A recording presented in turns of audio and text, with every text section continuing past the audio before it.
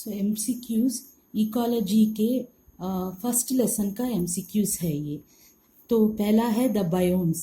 Biomes के बारे में मैं नहीं बोला है, वो एक ही डायग्राम है, वो डायग्राम आपको मदद करना पड़ेगा। इसके लिए पेज नंबर 220। मैं क्यों पेज नंबर्स बोल रही हूँ, ताकि आपके रिवीजन के टाइम में आपको ढूंढना नहीं पड़ेगा, इसलिए। तो मैच द फॉलोइंग है, यहाँ पे mean annual precipitate in centimetres दिया गया है। यहाँ पे बायोम को हम लोग मैच करने का, प्रेसिपिटेट माने क्या, रेनफॉल या स्नो, उसको हम प्रेसिपिटेट बोलते हैं। तो यहाँ पे फर्स्ट वाला है more than 150 centimetres and less than 450 centimetres, less than 50 centimetres, more than 50 and less than 300 centimetres, more than 50 and less than 100 centimetres. यहाँ पे बायोम्स है ग्रासलैंड, कोनिफेरस, ट्रॉपिक्स और डेजर्ट्स, ये सभी फॉरेस्ट है। तो पहले वाला का हमारा क्या है, more than 150 and less than 450 माने वो ट्रॉपिकल फॉरेस्ट हो जाता है। लेस देन 50 रेनफॉल हो रहा है तो वो हमारा डेजर्ट का मैच हो जाता है। More than 50 and less than 300 हुआ तो वो कोनिफेरस फॉरेस्ट हो जाता है। More than 50 and less than 100 हुआ तो वो ग्रासलैंड्स होता है। यही नहीं, टेम्परेट फॉरेस्ट है, अल्पाइन फॉरेस्ट है, तो वो सभी भी आपको देखना पड़ेगा। और ये एनुअल प्रेसिपिटेट के बदले में टेम्परेचर वाई एक्सिस पे दिया गया है, वो भी देखना पड़ेगा आपको। टेम्परेचर वो सब भी आपको करेक्टली देखना पड़ेगा। Next, one of these is not an abiotic factor. तो इसका आंसर होगा क्या, ये इसमें कौन सा एबायोटिक फैक्टर नहीं है। Biotic factor, abiotic factor. Abiotic माने नॉन लिविंग, तो वाटर, और बायोटिक माने लिविंग। तो वाटर, सॉइल, पैथोजेंस, टेम्परेचर, इसका आंसर होगा pathogens. Next, the organism which bear only narrow range of temperature, माने जो ऑर्गेनिज्म नैरो टेम्परेचर में रह सकता है बस। तो यूरीथर्मल, एंडोथर्मल, स्टर्नोथर्मल, एक्टोथर्मल, इसका आंसर होगा स्टर्नोथर्मल। स्टर्नोथर्मल माने बहुत नैरो रेंज ऑफ टेम्परेचर में रहता है। यूरीथर्मल माने बहुत बड़ा रेंज ऑफ टेम्परेचर्स में वो रहता है। नेक्स्ट,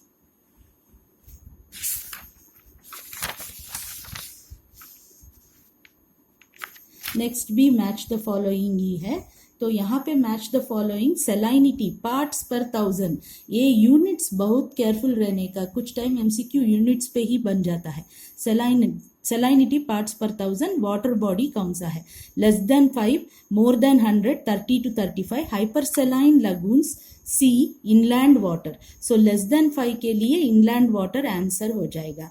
मोर देन 100 के लिए हाइपरसेलाइन लगून्स, माने बहुत सॉल्ट है उसमें। हाइपरसेलाइन माने क्या, बहुत सॉल्ट है। 30 to 35 सी। नेक्स्ट हम जाएंगे बेंथिक एनिमल्स। आपको शायद मालूम होगा कि 2 या 3 साल पहले का नीट में एक क्वेश्चन आया था, benthic animals are seen in rocks, deep in water bodies, surface of water bodies, soil in garden। so इसका आंसर है deep in water body, sea, lake, pond, जहाँ पे भी सेडिमेंट डीप रहता है वो बेंथिक एनिमल्स वहाँ पाए जाते हैं। इसके बारे में आपको एनिमल्स को भी मालूम करना है, कौन सा एनिमल्स बेंथिक होते हैं। स्पॉन्जस बेंथिक होते हैं, सी एनिमोन्स बेंथिक होते हैं, क्रैब्स बेंथिक होते हैं, वो सब लॉबस्टर्स बेंथिक होते हैं। आप देख सकते हो कुछ टाइम टीवी में deep sea, national geographic channel में दिखाते हैं वो क्रैब्स, लॉबस्टर्स, वो सभी वो सैंड के ऊपर, सी के अंदर सैंड के ऊपर चलते रहते हैं, वो है। सो जब भी अगर बेंथिक पूछा गया तो आपको मालूम होना है। नॉर्मली क्या है, ओशन को यहीं पे लिख देती हूँ मैं, ओशन को 2 डिविजन्स में दिया जाता है। कैसे, स्पेस के हिसाब से।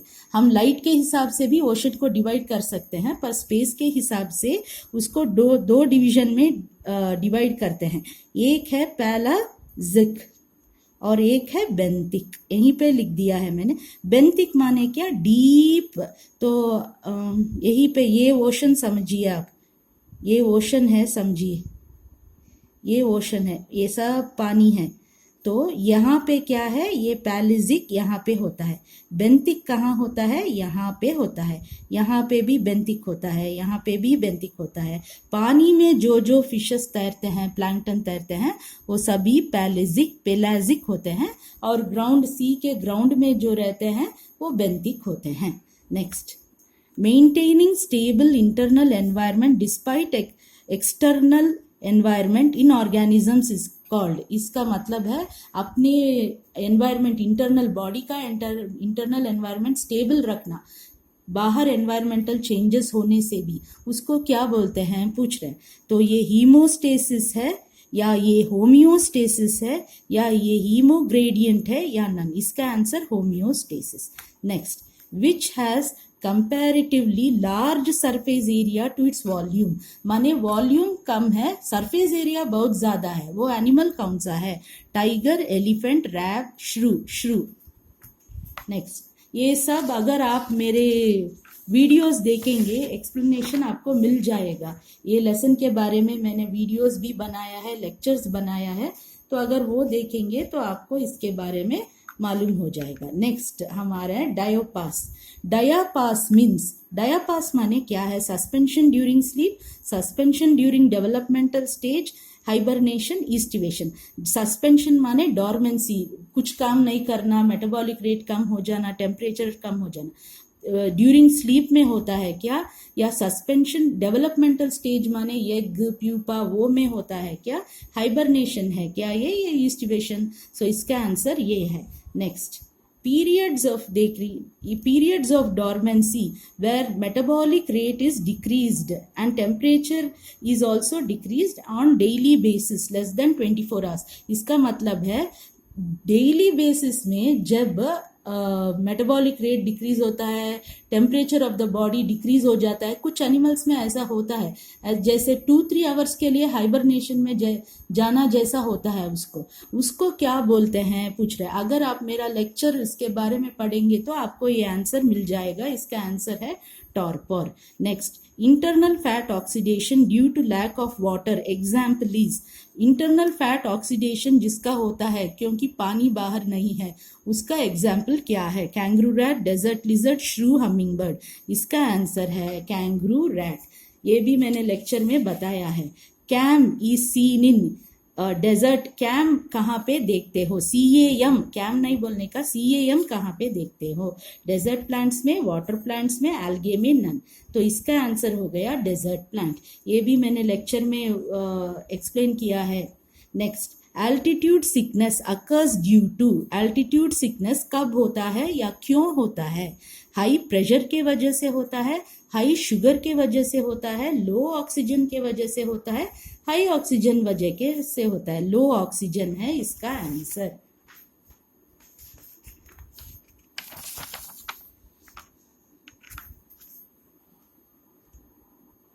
सो नेक्स्ट है 13th का organisms at higher,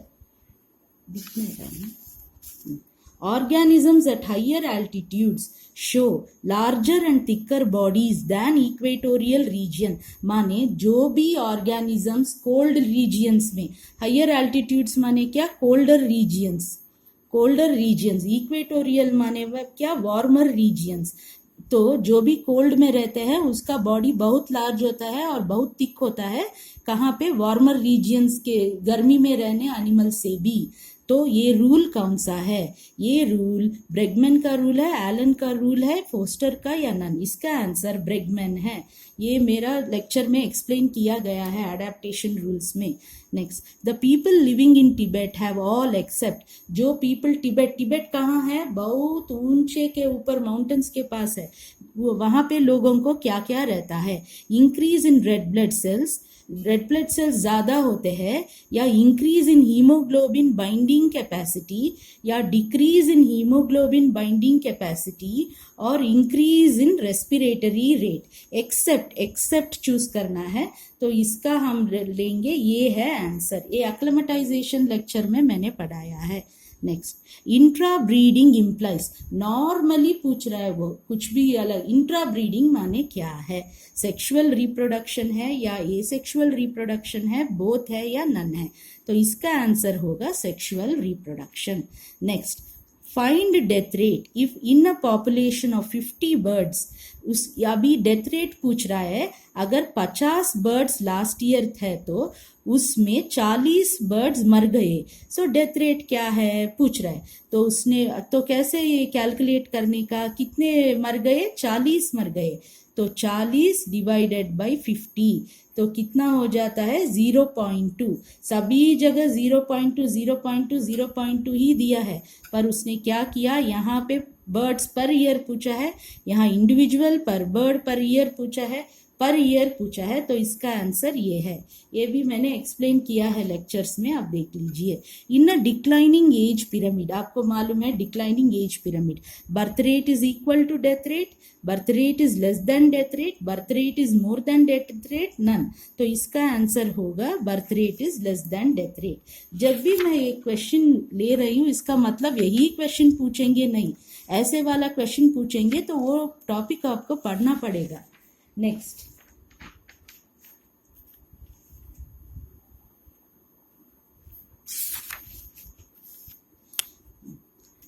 the total number of individuals or organisms present per unit area in which population is which population density, ये कौन सा population density है जहां पे हम total number of individuals per unit area लेते हैं, एब्सोल्यूट है या रिलेटिव है या परसेंट है या नन? तो इसका आंसर है एब्सोल्यूट। ये भी पॉपुलेशन डेंसिटी लेक्चर में पढ़ाया गया है।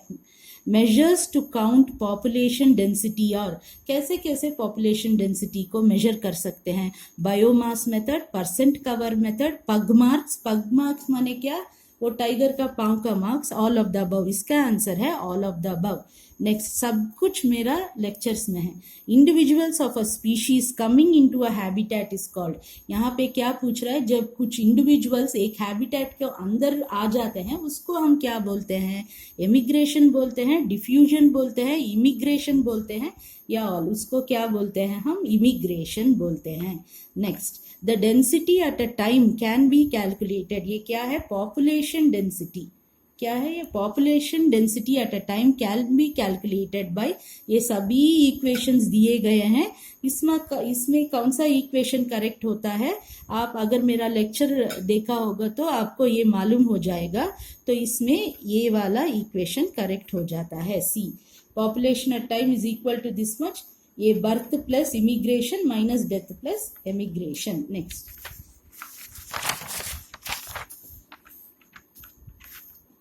नेक्स्ट है in limited resources and competition, दिख रहा है?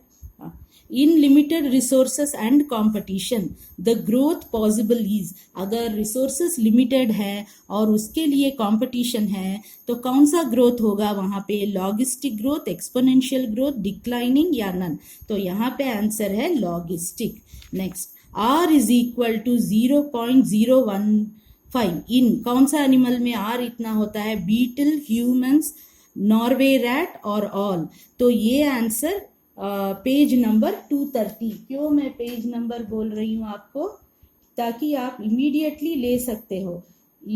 सभी का यहाँ पे पेज नंबर बताया गया है, तो आप इमीडिएटली उसको ढूंढ के, बाकी सब भी आपको पता होना है, इसका कितना इसका कितना। अभी आंसर इसका है नॉर्वे रैट।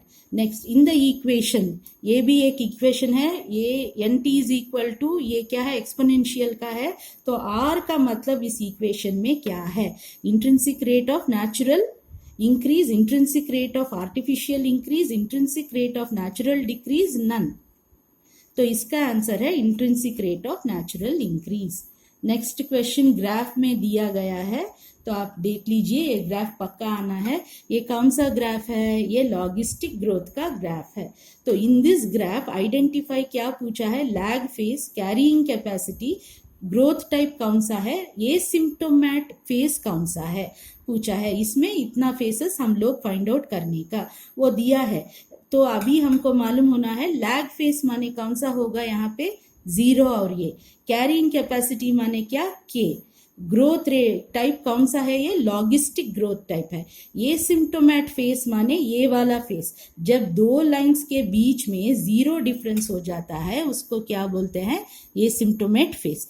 तो इसका आंसर हो गया ये बाकी सब आप देख लीजिए। Next, the limit to support a population beyond which nature cannot support is called, वो एक लिमिट रहता है नेचर को एक पॉपुलेशन ग्रोथ को सपोर्ट करने का, उसके बियॉन्ड वो सपोर्ट नहीं करता है, उसको क्या बोलते हैं? Resource emptying, growth declining, carrying capacity none. इसका answer carrying capacity. Next, high R value means maximizing Darwinian fitness, minimizing Darwinian fitness, maximize resources none। ये भी मैंने लेक्चर में पढ़ाया है, फर्स्ट लेक्चर में है ये लेसन का। तो इसका आंसर है maximising Darwinian fitness. Symbiotic relationship for all except, माने दो ऑर्गेनिज्म सिम्बायोटिक रिलेशन में इनमें सभी सिम्बायोटिक है, कौन सा नहीं है? Competition, mutualism, parasitism, commensalism. So इसमें आंसर होगा competition. Next, in a population interaction one species is detrimental means मर रहा है, minus, and another species is neutral, neutral माने जीरो मीन्स कुछ भी नहीं हो रहा है उसके साथ, ना फायदा ना हानि, देन दिस इज कॉल्ड, उसको क्या बोलते हैं? तो mutualism, predation, amensalism, commensalism. So amensalism, इसका आंसर क्या हो गया? अमेंसलिज्म। नेक्स्ट,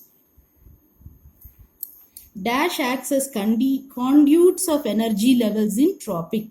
सो ट्रॉपिक लेवल्स रहते हैं उसमें कॉन्ड्यूट्स ऑफ एनर्जी कौन एक्ट करता है? Commensals, prey, predator none. इसका आंसर प्रीडेटर है, सभी मेरे लेक्चर्स में है।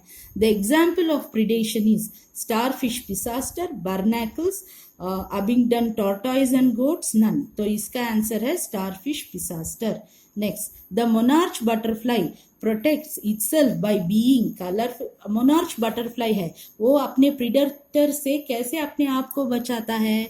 कलर से या स्मेल से या डिस्टेस्टफुल माने टेस्ट नहीं रहता या बहुत खराब टेस्ट रहता है या नन। आंसर इसका है डिस्टेस्टफुल।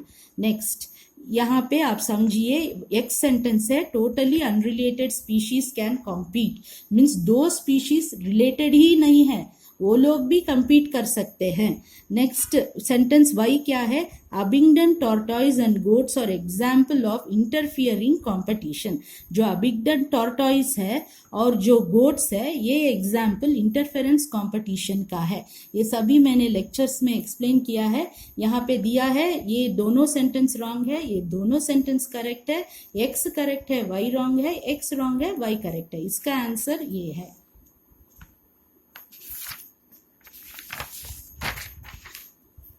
नेक्स्ट,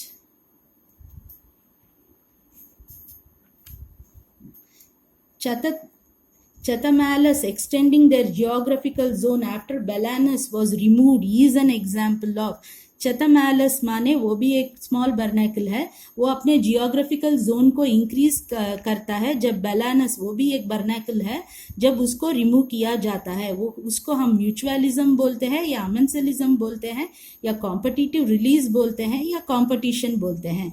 इसका आंसर है competitive release. Next, two species competing for same resources evolve having different foraging patterns। This is माने दो species फूड या कुछ रिसोर्स के लिए compete कर रहे हैं तो वो लोग ऐसे इवॉल्व होते हैं ताकि उसका फूड लेने का पैटर्न, खाने का पैटर्न चेंज होता है। उसको क्या बोलते हैं? वो रिसोर्स पार्टीशनिंग बोलते हैं या अडेप्टेशन बोलते हैं या कोएवोल्यूशन बोलते हैं या नन। इसका आंसर है रिसोर्स पार्टीशनिंग। इसका है वार्बलर्स, मैं बहुत अच्छा डायग्राम भी बना के मैंने एक्सप्लेन किया है। ये Gause's competitive exclusion principle, Gause's का कॉम्पिटिटिव एक्सक्लूजन प्रिंसिपल जो है ये may be true if resource is limited, ये ट्रू हो सकता है अगर रिसोर्स कम है तो। Recent studies do not support this, recent study इसको मानते नहीं है। Next, the example which proves against this is foraging patterns in warblers, इसका अगेंस्ट, ये गलत है करके प्रूव करने के लिए एग्जाम्पल कौन सा है, वार्बलर का फोरेजिंग पैटर्न, खाने का pattern. All of the above, answer इसका होगा all of the above. Next,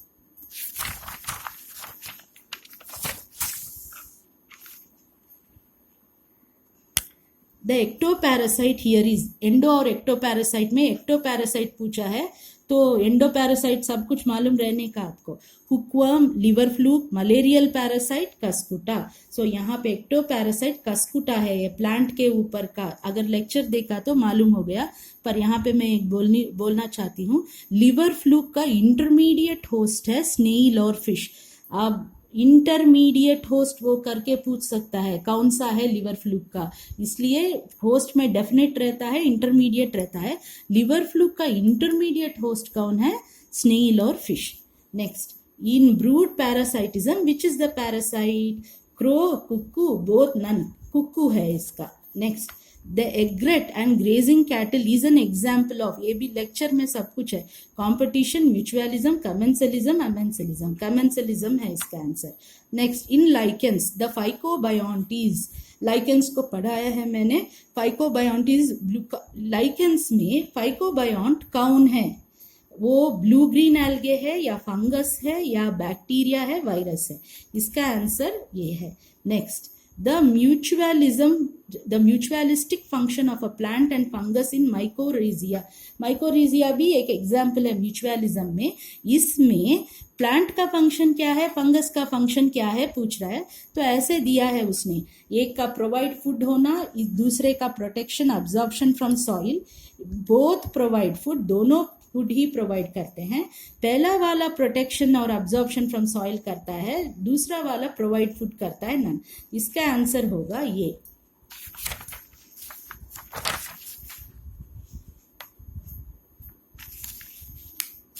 तो यहाँ पे देख सकते हो, को एवोल्यूशन इज सीन इन, को एवोल्यूशन कहाँ देखते हैं, फिग्स और and wasps, parasite and host, both and none, इसका आंसर है both. Oviposition means egg laying, egg carrying, egg arranging, none है ये। तो ओविपोजिशन माने क्या है, एग लेइंग होता है। नेक्स्ट, मार्क रॉन्ग स्टेटमेंट पूछा है, only a particular species of wasp can pollinate a particular species of fig, एक पर्टिकुलर स्पीशीज ऑफ वास्प ही एक पर्टिकुलर स्पीशीज ऑफ फिग को पॉलिनेट कर सकता है। वास्प और pollinators do pollination, means wasp pollination का काम करता है और फिग शेल्टर देता है और फूड देता है लार्वा के लिए। नेक्स्ट, वन स्पीशीज, एक ही species of wasp can pollinate many species of fig, एक ही स्पीशीज ऑफ वास्प बहुत सारे फिग स्पीशीज को पॉलिनेट कर सकता है। तो last, this is an example of mutualism, इसमें रॉन्ग कौन सा है, रॉन्ग स्टेटमेंट ये है, क्योंकि एक स्पीशीज वास्प एक फिग को ही पॉलिनेट करता है। Sexual deceit is seen in Ophrys and bee, Ophrys and wasp, Ophrys and hummingbird, none. तो इसका आंसर है ऑफ्रिस एंड बी।